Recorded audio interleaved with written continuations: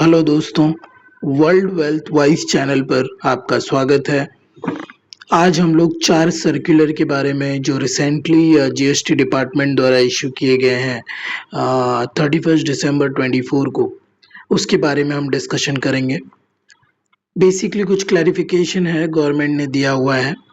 तो इसमें पहला क्लैरिफिकेशन ये है कि जो ई कॉमर्स ऑपरेटर्स होते हैं, ई कॉमर्स ऑपरेटर्स तो नॉर्मली आप जानते ही होंगे, जो अमेजोन फ्लिपकार्ट काइंड ऑफ जो बिजनेसेस हैं, बट ये उनके लिए नहीं है। ध्यान से सुनिएगा, ये सिर्फ सेक्शन 9 सबसेक्शन 5 में जो नोटिफाइड हैं ई कॉमर्स ऑपरेटर्स उनके लिए हैं। अब मैं आपको छोटा सा बैकग्राउंड दे देता हूँ कि 9 और सबसेक्शन 5 में क्या होता है। इसके अंदर कुछ नोटिफाइड ई कॉमर्स ऑपरेटर्स हैं, जैसे कि ओला, स्विगी, जोमेटो को भी इसमें लाया गया 1 जनवरी 2022 से। और बेसिकली आपने अर्बन क्लैब का नाम सुना होगा, जो यूटिलिटी सर्विसेज प्रोवाइड करते हैं, कारपेंटर्स वगैरह kind of plumbing thing and hotel accommodation, जैसे ओयो है इस बिजनेस में। तो उन सारों को यहाँ पे रखा गया है। तो वो जो नोटिफाइड हैं 9 एंड 5 में होता क्या है, जैसे हम लोग ओला का एग्जांपल लेते हैं, तो हम ओला की सर्विस तो अवेल करते हैं, एज अ कस्टमर हमने अवेल कर लिया, बट हमारा जो सप्लायर है वो कोई और है। ओला तो एक प्लेटफॉर्म दे रहा है जो सप्लायर और कस्टमर को मिलाता है, बट गवर्नमेंट ने यहाँ पे क्या किया है कि पूरी जो जीएसटी लाइबिलिटी है ना, वो ओला पे डाल दी है कि ओला को पे करना पड़ेगा। तो ओला क्या है, दो टाइप की सर्विस दे रहा है अगर आप देखेंगे तो।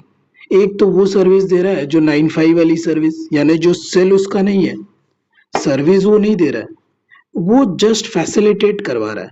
लेकिन 9(5) के अंदर आरसीएम में 100% कैश, हाँ ध्यान से सुनिएगा आप, उसमें उसको 100% कैश, इलेक्ट्रॉनिक कैश लेजर के जरिए ही पेमेंट करना पड़ेगा।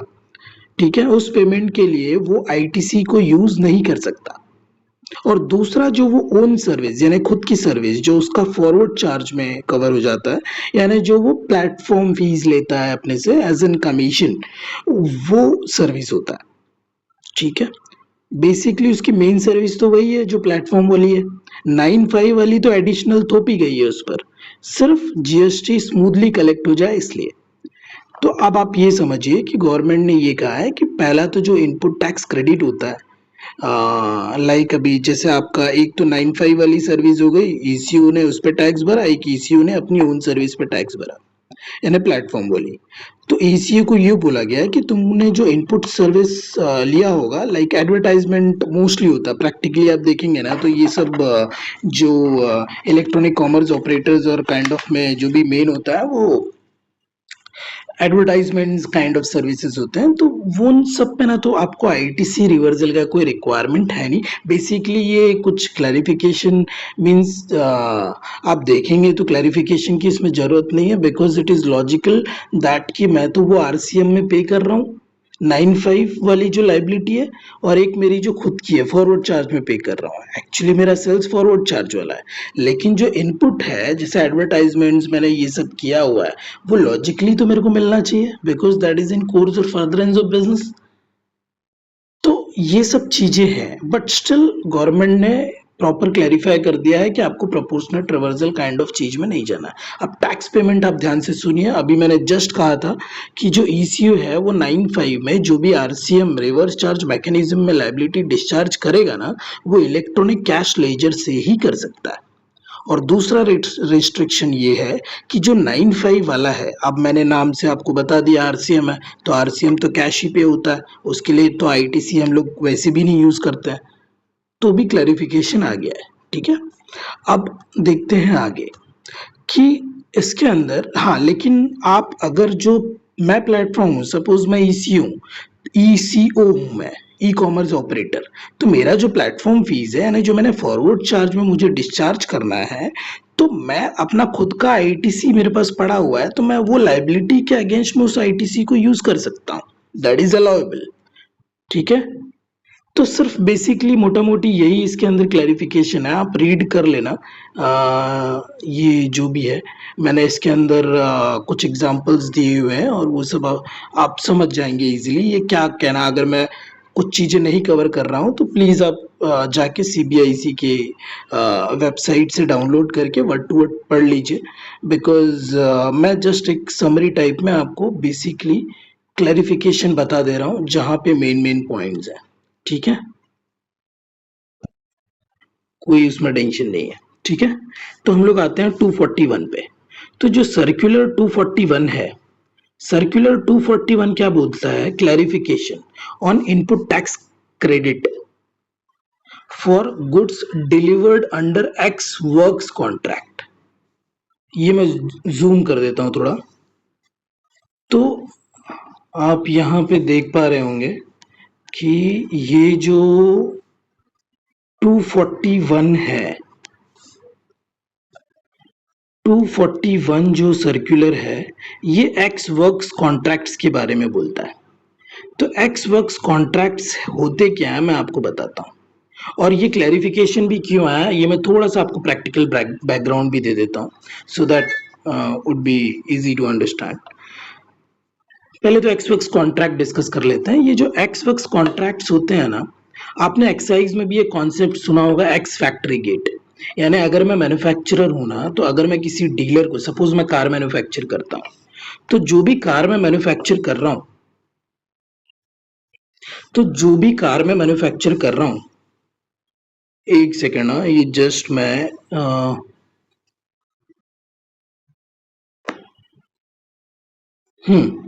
तो जो भी कार मैं मैन्युफैक्चर करता हूँ, तो सपोज मैं एक डीलर को सप्लाई करता हूँ और डीलर अपने शोरूम में, जो उसका शोरूम है डीलर का, फिर वहां से वो रिटेलर के पास गाड़ी चली जाती है। अब मैं तो मैन्युफैक्चरर हूँ, प्रॉब्लम क्या होता था डीलर को कि जो कार का डिलीवरी है, जो मैन्युफैक्चरर है वो तो अपने गेट पे ही दे देता था, फैक्ट्री गेट पे ही दे दिया उसने। अब वहां से फैक्ट्री गेट से उस कार को लाने की जो भी जिम्मेदारी है वो किसकी है? वो डीलर की है। तो अब इसमें प्रॉब्लम होता था कि आईटीसी का क्या किया जाए, बिकॉज 2-3 दिन 4 दिन या हफ्ता भर तो जाता ही है ट्रांसपोर्टेशन में, नॉर्मली गुड्स इंडस्ट्री में, जहाँ पे इलेक्ट्रॉनिक आइटम्स हैं। और ये इन जनरल है, पहले मैं एक्स वर्क्स कॉन्ट्रैक्ट बता देता हूँ। तो एक्स वर्क्स कॉन्ट्रैक्ट में होता क्या है? एक्स वर्क्स कॉन्ट्रैक्ट में ये होता है कि मैन्युफैक्चरर फैक्ट्री गेट तक, या फिर जो उसका कस्टमर है, यानी इस एग्जांपल में डीलर, उसका जो भी लोकेशन होगा, जैसे मैं डीलर हूं, मैं बोल दूंगा सामने वाले को कि भाई मेरे को ना ये ट्रांसपोर्टर के पास मेरा गुड्स पहुंचा दो, या फिर मैं फैक्ट्री गेट पे ही वो ट्रांसपोर्टर को भेज देता हूं तुम्हारे, वहां से वो पिक करेगा और लेके आ जाएगा। अब इसमें होता ये है कि जो मैन्युफैक्चरर है उसका जो रिस्क एंड रिवॉर्ड है ना, वो वही ट्रांसफर हो जाता है उसके फैक्ट्री गेट पे। लेट सपोज ट्रांसपोर्टर, जो डीलर का ट्रांसपोर्टर है, उसकी जगह तक पहुंचा के उसका रिस्क रिवॉर्ड ट्रांसफर हो जाता है। यानी वहां से जो भी इंश्योरेंस होगा, कॉस्ट होगा, ट्रांसपोर्टेशन लगेगा, या फिर गुड्स बीच में डिस्ट्रॉय हो जाए, डैमेज हो जाए, कोई भी सिचुएशन आ जाए, वो सारी लाइबिलिटी जो होगी कस्टमर की होगी, डीलर की होगी।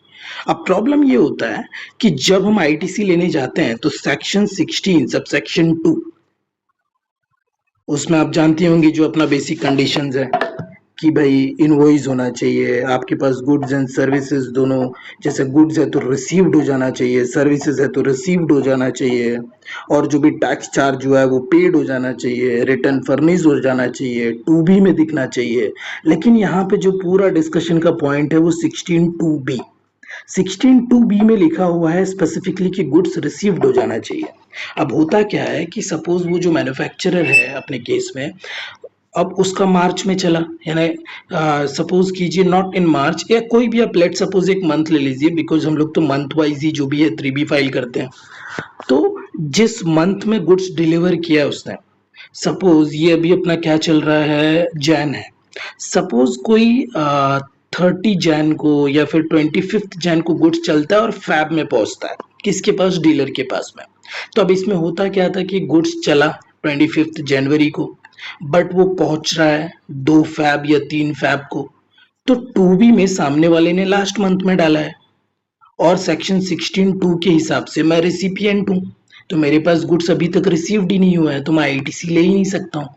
तो ये प्रॉब्लम थी, एक्चुअली ये प्रॉब्लम नहीं थी, यहाँ पे एक्चुअल सिचुएशन आपको या फिर एक्चुअल जो प्रोविजंस है उसे आप फॉलो करेंगे, लिटरल फॉलो करेंगे, तो आपको करना ये चाहिए। सर्कुलर 170 आया था कब? जुलाई 22 में। जुलाई 22 में आई गेस वो आया था सर्कुलर। उसने प्रॉपरली एक्सप्लेन किया है कि टू बी आपको फॉलो करना है। टू बी का आईटीसी आप ले लीजिए। जो आईटीसी आपके इस kind of peculiar kind of situations हो रहे हैं, यानी गुड्स रिसीव्ड नहीं हुआ, means you are not able to satisfy the condition given in section 16 subsection 2, तो आपको वो आईटीसी नहीं लेना है। यानी आप उसको टेम्पररी रिवर्सल कीजिए, फिर नेक्स्ट मंथ में उसको रिक्लेम कर लीजिए ऑल अदर आईटीसी में फिर से।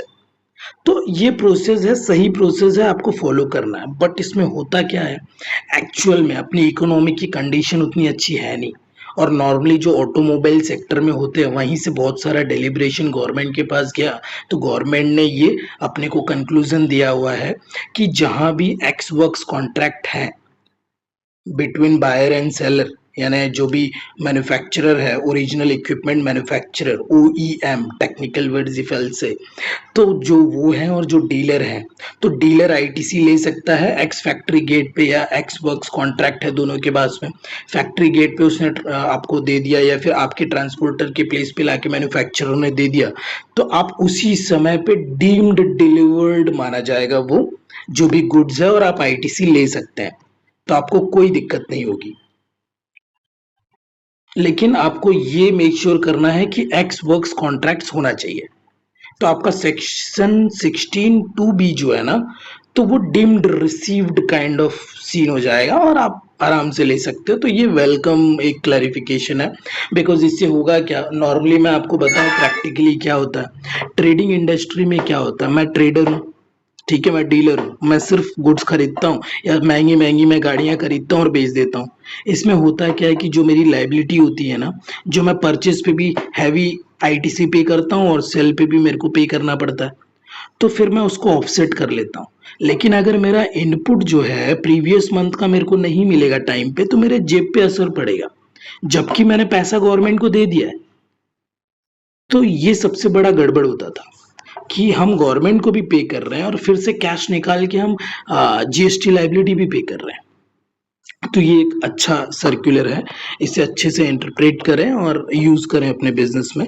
आई गेस ये बहुत हेल्पफुल होने वाला है। और मैंने यहाँ पे कुछ इंपॉर्टेंट कैविएट्स भी लिखे हुए हैं जो आपको याद रखने हैं।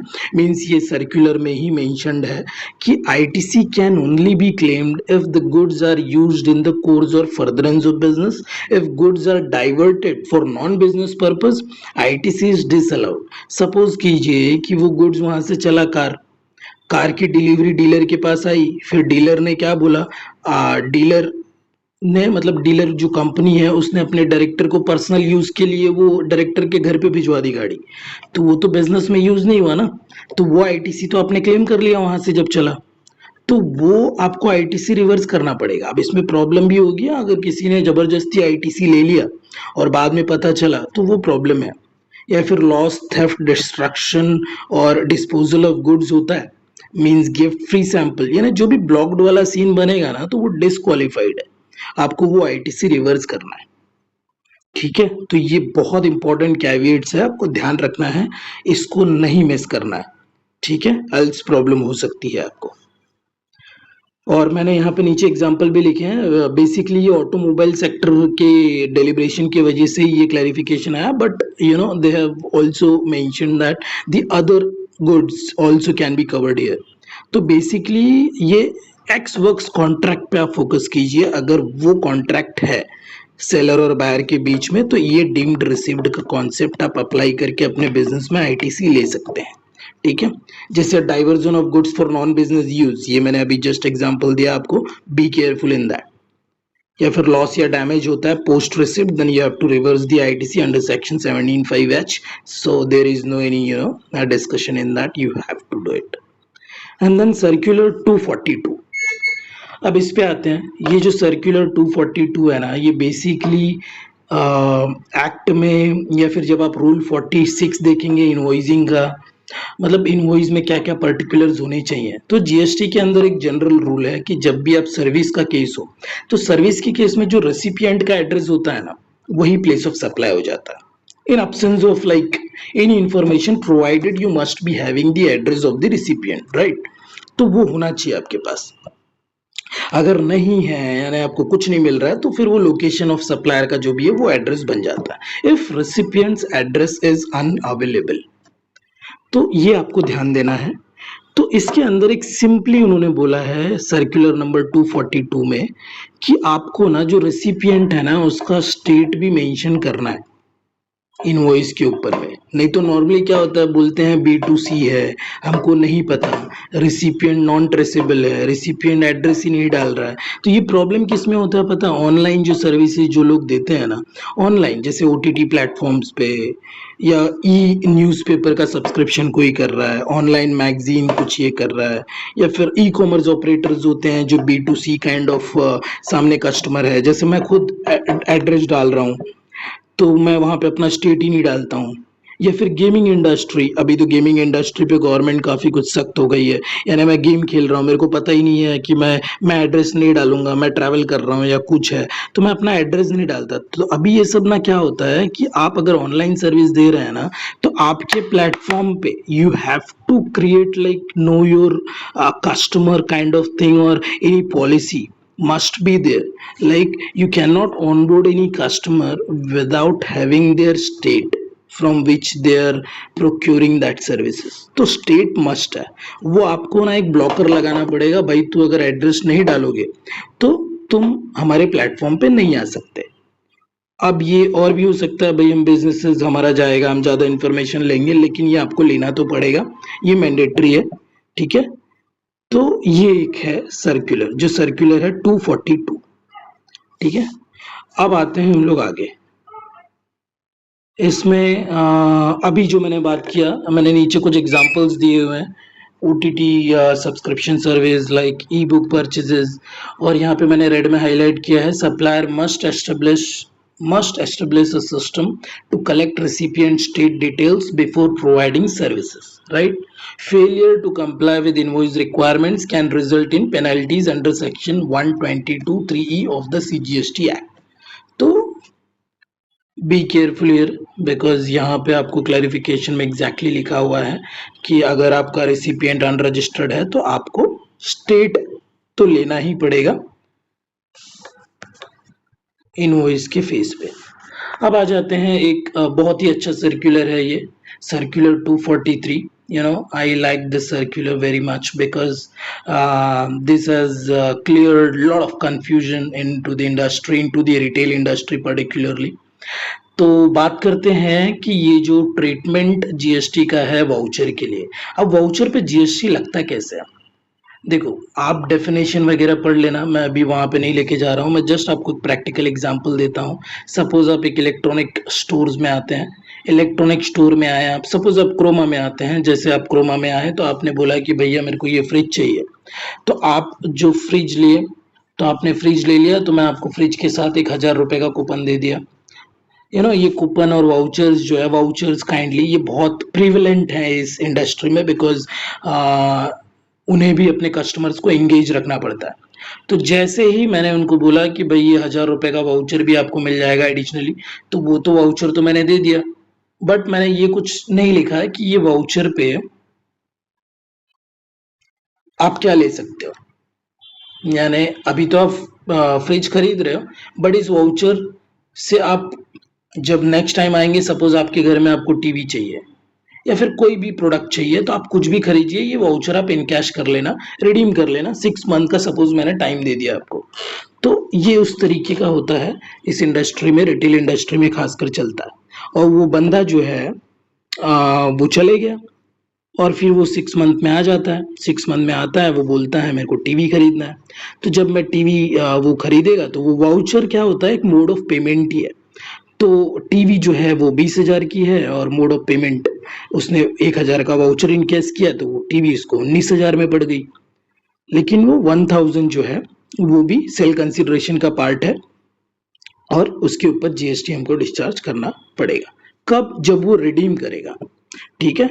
और पहले तो ये भी था, पहले तो ये भी था कि अगर वो वाउचर आइडेंटिफिएबल होता, सपोज मैंने उसको बोला होता भाई तुम ये फ्रिज खरीद रहे हो ना, तो अगली बार ना तुम इससे वॉशिंग मशीन खरीदोगे तो ही 1,000 रुपए का बेनिफिट मिलेगा तुमको। अगर मैंने बोल दिया होता ये वाउचर रिडीमेबल है अगेंस्ट वॉशिंग मशीन, तो वो आइडेंटिफिएबल हो जाता और उसी समय मेरे को टैक्स देना पड़ जाता। तो इस तरीके के ना बहुत सारे कंफ्यूजन थे, तो क्लैरिफिकेशन आया है कि भाई देखो, तुम्हें क्या करना है, ये जो वाउचर है ना जब रिडीम होगा ना, जब वाउचर रिडीम होगा तब आपको टैक्स देना है, और ये वाउचर पे कोई टैक्स नहीं देना है बिकॉज वाउचर ना गुड्स है ना सर्विसेज है। तो वाउचर पे हमें कोई टैक्स नहीं लगेगा। हाँ, अगर ये वाउचर सपोज मैं बनवाता हूँ किसी थर्ड पार्टी से, या फिर मैं एडवर्टाइज करवाता हूँ इसके लिए कुछ मार्केटिंग, कुछ मैं सर्विसेज लेता हूँ, तो उन सब पे जीएसटी पे करना पड़ेगा मुझे। ठीक है। और ये जो वाउचर वाला क्लैरिफिकेशन है ये बहुत अच्छा है। यानी आप अगर प्रिंसिपल टू प्रिंसिपल डील कर रहे हैं तो फिर तो कुछ नहीं है, आप कस्टमर हैं, मैं आपको दे रहा हूँ तो डायरेक्टली इसमें कोई टैक्सेस का सवाल नहीं है। एजेंट मॉडल है तो आपको कमीशन और जो भी टॉप अप होगा कमीशन मार्केटिंग और वो सब उसी पे आपको जीएसटी भरना है, ये क्लैरिफिकेशन है। सपोज कीजिए लास्ट में भी होता था, अब वो लास्ट में ऐसा भी होता था कि सपोज वो 6 मंथ का जो मैंने उसको टाइम दिया था ना, वो 6 मंथ में वो कस्टमर आया ही नहीं टीवी लेने, या वाउचर नहीं उसने इनकैश किया, तो वो अनरिडीम्ड हो गया। तो जब अनरिडीम्ड हो गया, अब उसको तो मैंने अपने बुक्स में तो एज अ लाइबिलिटी दिखाई होगी कि मैंने पैसा ले लिया है एडवांस में, और उसको मैं लाइबिलिटी साइड में दिखाऊंगा, जब वो आएगा बंदा तो उसको लाइबिलिटी से मैं इनकम में ट्रांसफर कर दूंगा, तब वो मेरा इनकम बनेगा जब एक्चुअल में मैं उसको प्रोडक्ट्स या जो भी है दूंगा। प्रोडक्ट्स एक्चुअल में जब वो ले जाएगा रिडीम करके, तो वो आता ही नहीं है, तो अब मैं उसको इनकम में ट्रांसफर कर रहा हूँ, तो अब क्या जीएसटी आएगा? इस पे जीएसटी नहीं आएगा। ठीक है, no GST on unredeemed vouchers as there is no underlying supply of goods and services। Because ये बहुत सारा कंफ्यूजन था, बहुत सारा अक्यूमुलेट हो जाता है वाउचर, और बहुत सारी पब्लिक आती नहीं है। अगर वाउचर 500 का है 1,000 का है तो कोई इतना ध्यान भी नहीं देता है, और वो रिटर्न भी नहीं आते हैं, और हमने तो अपने बुक्स में एज अ डीलर आज इफेक्ट दे दिया है, बट कोई आया ही नहीं, तो उसको हमने वो इन कैश ही नहीं हुआ, तो हमें इनकम तो बुक करना है, क्लोजिंग करनी है, लेकिन हमें टैक्स नहीं देना है। अब इस सर्कुलर के बल पर हम बोल सकते हैं कि ये जो सर्कुलर 243 है, हमें टैक्स नहीं आएगा अनरिडीम्ड वाउचर पे।